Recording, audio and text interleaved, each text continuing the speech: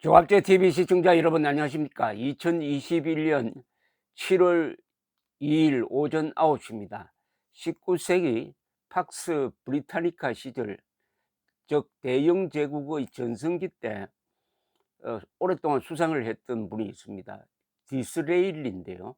디스레일리라는 분이 남긴 정치에 관한 의록이 많습니다. 그 중에 하나 기억되는 게 이런 말을 했습니다. 정치인들 중에 가장 복이 드문 사람이 있다. 그 사람은 용기 있는 사람이다 라고 했습니다. 정치인들 중에 용기 있는 사람들이 참 드물다는 이야기입니다. 그런데 왜 정치인들 중에서 용기 있는 사람들이 드물까요? 그 이유는 정치를 하다가 보면은 부패하게 됩니다.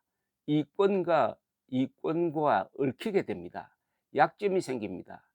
그러면은 용감하던 사람도 용감해질 수가 없게 됩니다. 딱 원리가 하나입니다. 청렴한 사람만이 용감할 수 있다. 약점 없는 사람만이 용감할 수 있다는 겁니다. 5.16 때 박정희 소장이 지도자로 추대된 이유가 딱 그겁니다. 당시에 한국군 장성들 중에서 가장 깨끗했다는 평판을 받았던 사람이 박정희 소장이었던 것입니다. 그런데 지금 대통령이 되겠다는 꿈을 가지고 이 경선에 나서는 사람들 중에 누가 가장 깨끗할까요? 저는 단연 감사원장 출신인 최재형 씨라고 생각합니다. 최재형 씨가 용감한 이유는 그분의 기독교적 신념, 봉사정신 이런 것도 있겠지만 이분이 청렴한 사람입니다. 약점이 없는 사람입니다. 그러면 가장 용감할 수밖에 없다는 것이고, 두 번째 이유는 이 최재형 전 원장의 부친 최영섭 대령, 지금 연세가 93세인데 이분이 바로 가장 용감했던 사람입니다. 그리고 공산주의자와 어떻게 싸우는지 아는 사람이고 싸웠던 사람이에요. 그런 이 최영섭 대령의 회고록 바다를 품은 백두산, 이걸 제가 어제 이틀 전에 밤을 새워 단숨에 읽었다고 했습니다. 그 중에 이런 대목이 있습니다. 그러니까 2012년 12월 21일 인사청문회 날 최재형 전 감사원장, 당신은 이제 감사원장으로 지명된 사람이죠.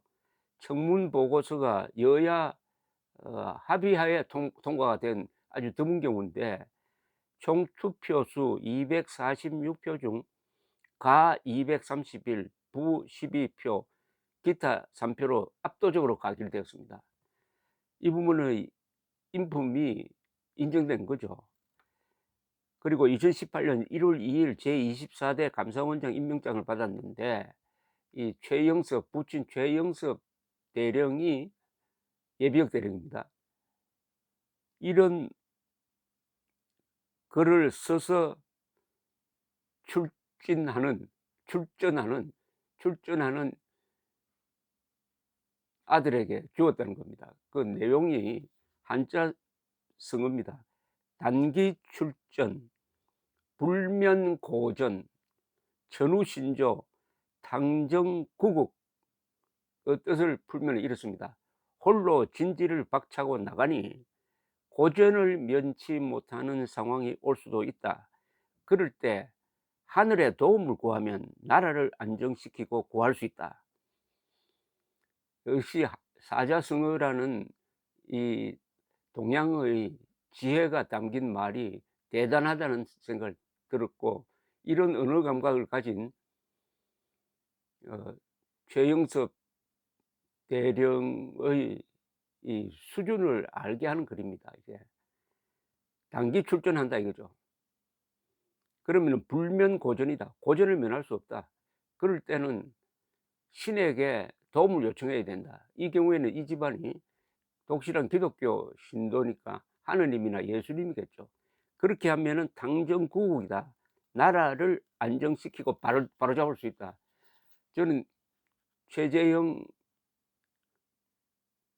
전 원장의 정치 활동은 바로 이 정신에서 비롯되었다고 봅니다. 즉 어떤 자리를 탐해서가 아니라 오로지 애국심과 사명감으로서 지금 역사가 흘러가는 방향이 최재형 전 원장은 내가 정치에 참여하지 않으면은 내가 6.25 때 참전하지 않았던 것처럼 비겁한 사람으로 기록될 것이다 하는 생각을 하지 않았을까 하는 느낌을 받습니다. 이 책을 보면은 한국 사람들이 잘 모르는 대목이 하나 있습니다. 이 해방 직후에 이 공산주의자들이 군대에 많이 들어갔습니다. 즉 사관학교에 많이 들어갔어요.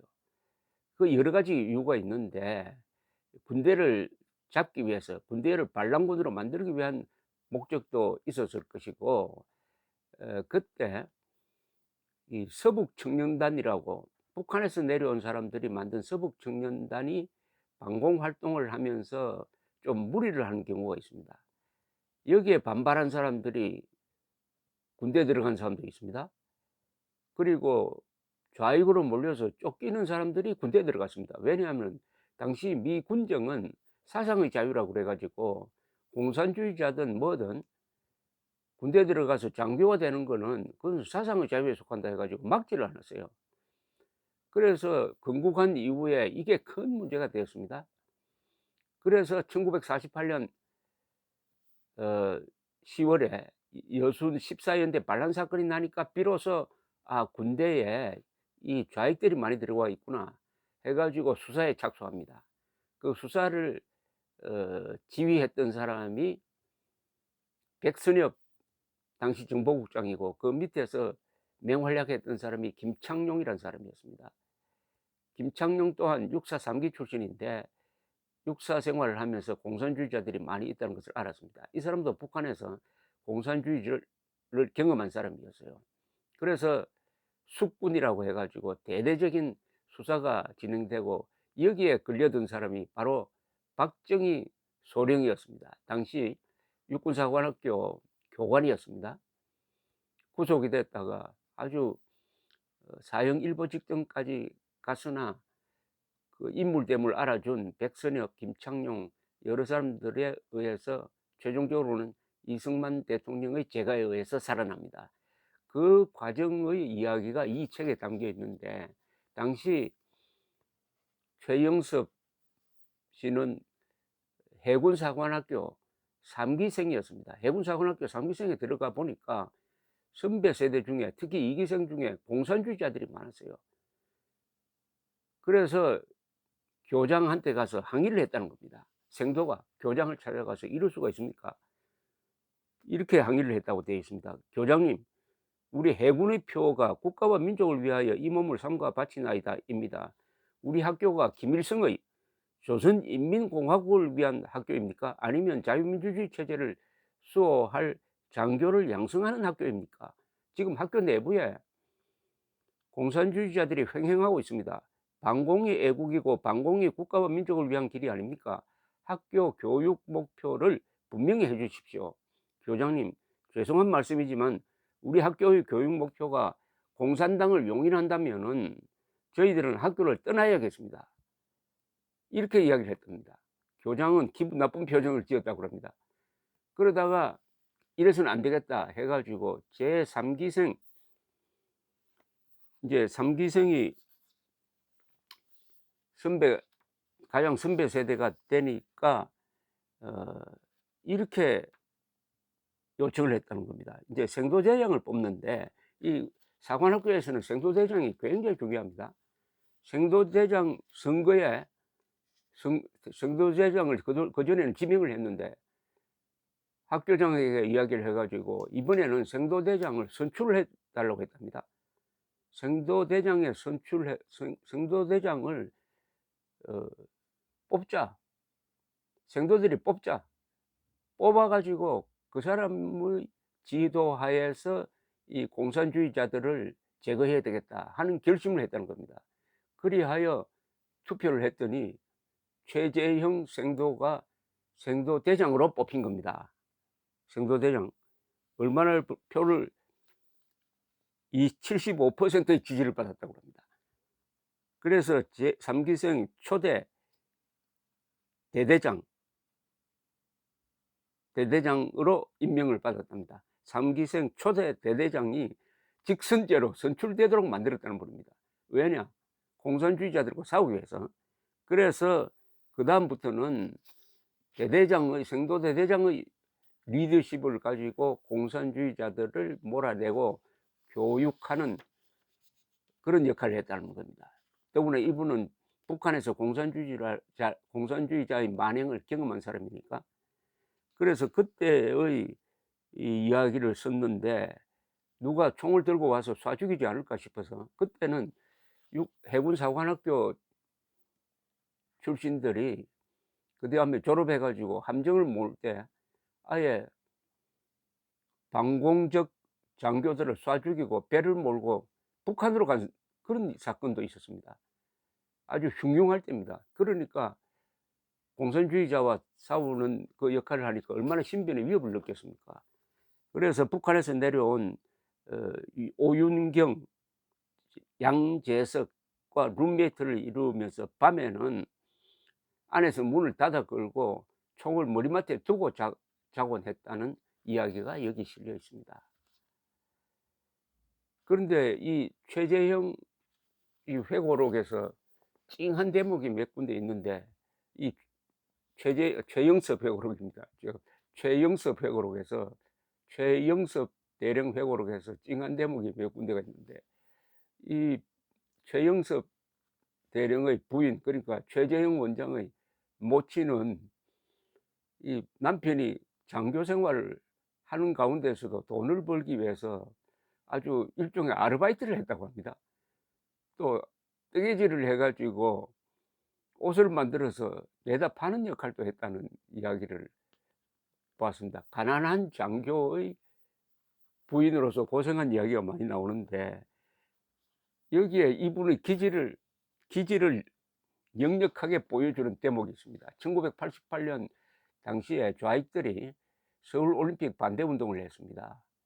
그러니까 88년이면 이분의 연세가 60인데 화가 나 가지고 이 붓글씨로 반박하는 글을 써 가지고 홍익대학교 앞에 붙여 버렸답니다. 그 모습이 상상되십니까? 나이 60 같으면은, 군을 전역한 사람이면은 노후를 즐기려고 하지, 60 되는 사람이 20 대, 10대 이 좌익들하고 그렇게 몸으로 맞서 싸우려는 용기가 안 나오죠. 그런데 이분은 해냈습니다. 왜냐? 여러 가지 이유가 있겠지만은 자기가 직접 체험한 북한 공산주의자의 속성, 악마성을 너무나 잘 알고, 그다음에 6.25 때 역전의 용사고, 무엇보다도 기독교적인 신념, 그리고 거리낌 없는 생애를 통한 약점이 없었다는 것하고 관계되지 않을까 하는 생각이 듭니다. 그래서 저는 최재형 전 원장의 역할이라 할까요? 이분의 장점이 어디에 있느냐? 그것은 법치 확립도 있겠지만은 안보면이 아니겠느냐. 안보를 가장 확실히 챙길 사람은 지금 거론되고 있는 후보들 중에서 단연 최재형 전 원장이고, 그것은 이분의 아주 멘토가 최영섭 대령 부친이고, 최영섭 대령 형제 3형제가, 그리고 네 아들이 다 육해공 해병대 장교 출신이고, 가족 모임을 가지면은 애국가 제창 4절부터 시작하고 한다는 이야기에서 느끼는 바가 있었습니다. 아버지를 보면은 아들을 안다고 합니다. 이번 국민의힘 중심의 이 대통령 후보 경선에서 최재형 원장의 이런 장점이 부각되어 가지고 대통령 후보로 되어도 좋고 안 되어도 좋고, 이분의 이 역량, 가장 깨끗한 사람이 가장 용감한 사람이고, 그 사람이 할 일은 안보다. 안보는 용기입니다.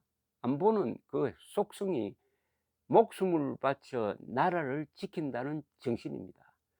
그 정신을 구현해 온 이 집안, 이 집안이 나라를 위한 희생을 각오를 하고 정치를 결심했다 하는 점에서 참 다행이라고 그럴까요?